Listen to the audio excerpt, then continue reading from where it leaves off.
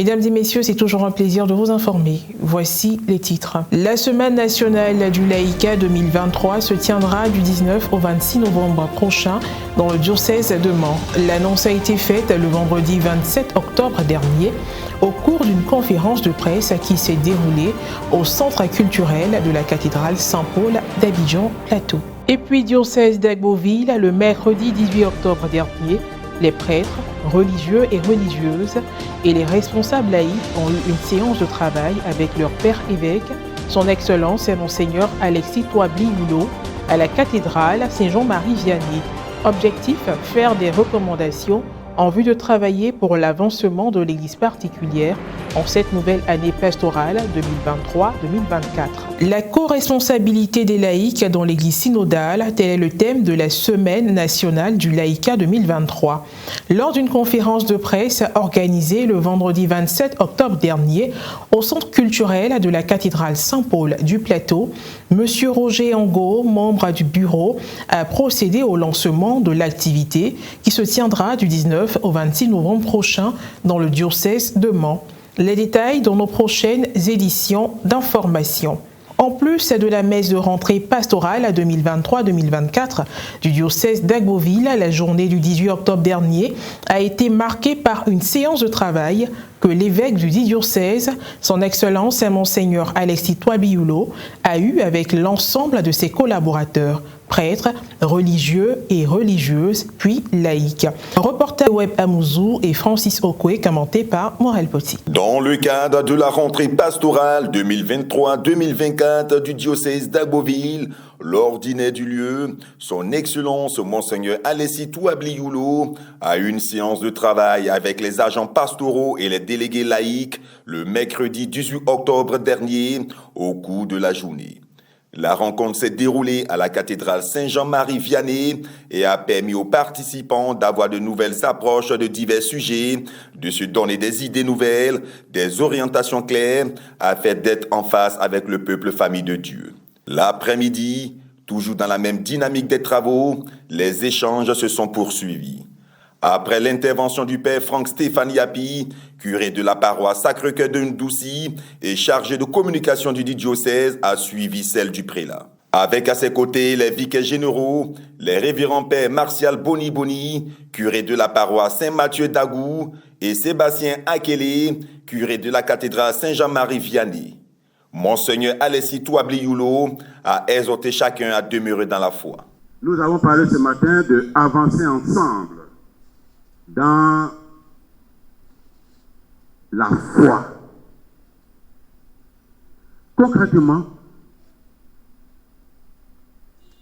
chacun d'entre nous doit prier, nous les agents pastoraux, les évêques, les prêtres, religieux, religieuses, parce que la foi, ce n'est pas acquis une fois pour toutes. Donc chaque jour, chacun doit faire cette prière. Seigneur, augmente en moi la foi. Fortifie en moi la foi pour qu'à mon tour, j'affermisse ce que tu m'as confié. Demandez pour nous-mêmes à Dieu d'avoir une foi qui ne doute même pas. Une foi sans faille. Une foi, en guillemets, qui ne raisonne pas trop.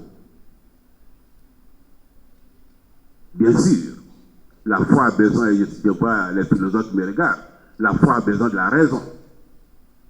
Ça, c'est indiscutable. Mais demandez cette foi aussi d'enfant. Je crois parce que tu l'as dit. Et c'est dans cette foi, nous-mêmes, il y a beaucoup de choses qui ne nous perturberont pas. Par exemple, cette fameuse affaire d'argent pour vivre. Si on a la foi, ça ne devrait pas nous perturber. On doit travailler, je l'ai dit ce matin, travailler pour avoir ce qu'il faut pour vivre comme Église. C'est une institution qui doit vivre. Mais si on a la foi,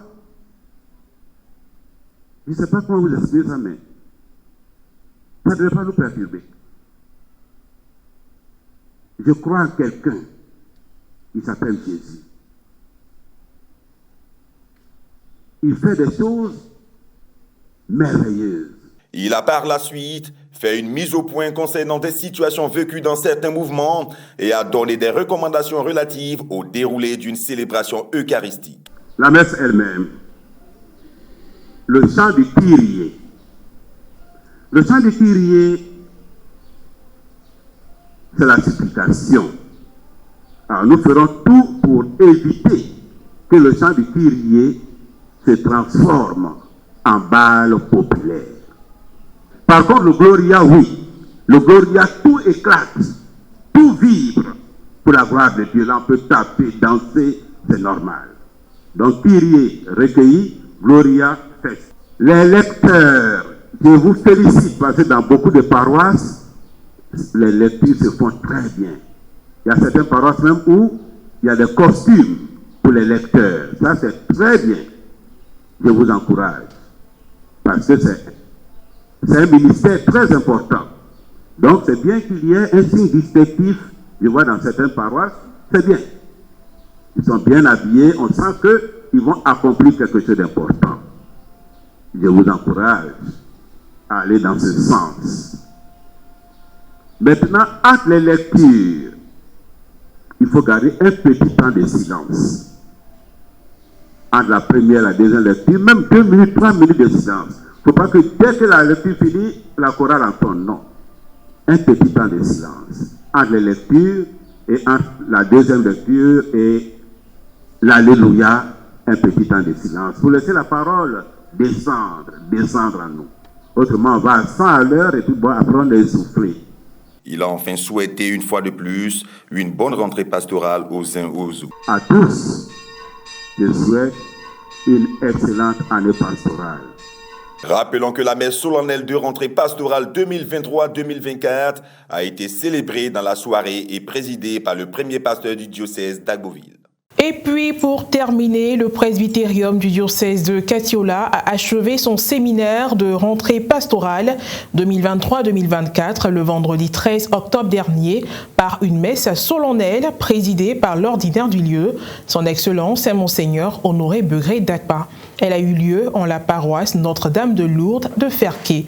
Un reportage de Serge Alain Thiémon, correspondant local RNC. Commentaire Marie Abissier.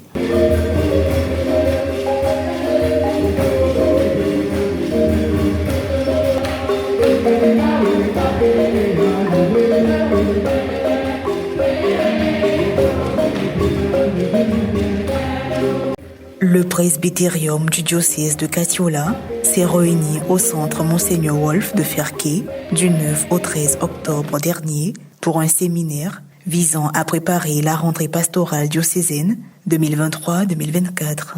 La messe de clôture a eu lieu le vendredi 13 octobre dernier et a été présidée par son Excellence Monseigneur Honoré Begré Dagba, évêque du diocèse de Katiola. Je suis pratiquement autiste au niveau humain et par la grâce de Dieu, je suis devenu votre père au niveau spirituel.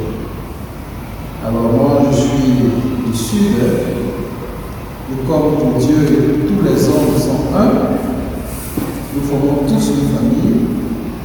Il a voulu me soulever là-bas pour m'amener ici pour faire son travail. Là, on va ici, c'est que je vais trouver des parents, des frères et sœurs qui vont m'aider. C'est ça, non? Alors donc, la seule chose que je vous demande, c'est de m'aider, m'épauler pour que le travail avance. C'est la seule chose. La célébration s'est déroulée en la paroisse Notre-Dame de Lourdes en présence de nombreux fidèles des paroisses du plateau de Ferqué. Au cours de cette messe, les agents pastoraux ont été envoyés en mission et pour matérialiser cela, les agents pastoraux ont reçu une croix remise au doyen du diocèse, le révérend père Germain Calari. Point final à cette édition d'information. Merci de l'avoir suivi. Que Dieu veille sur nous. À très bientôt.